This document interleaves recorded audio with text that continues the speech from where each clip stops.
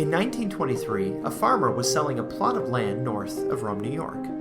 This would have been worth a decent amount of money considering the fact that it was on a lake.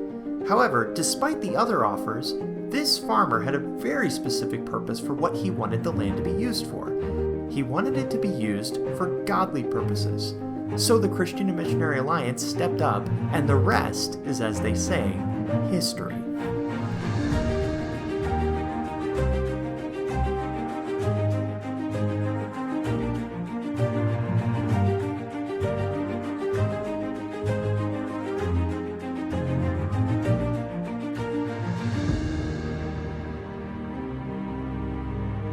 My ties to Delta precede myself, actually. My maternal grandfather, Reverend David Mason, who had completed a second term as an Alliance missionary in the Belgian Congo, was actually the missionary for the first convention at Delta Lake. 100 years later, his granddaughter, me, Joy Corby, will celebrate the centennial and remember his legacy.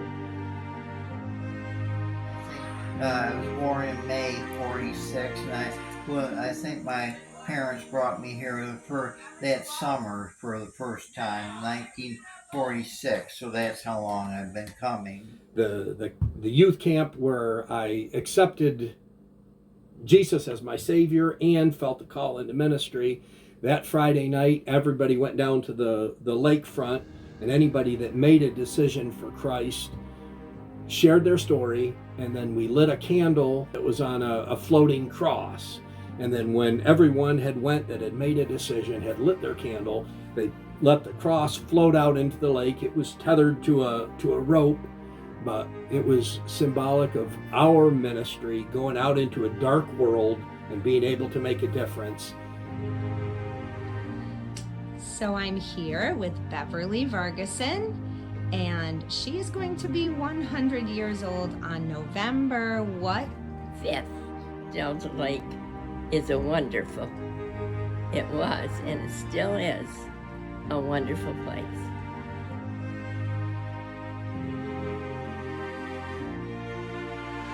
Delta Lake Bible Conference Center is home. And just like any good home that someone is raised in, you always come back. And you always want to contribute. A childhood memory for me at Delta was making real friendships that lasted up until now, and I hope for the rest of my life. I thank God for Delta Lake and its influence on my family and my life.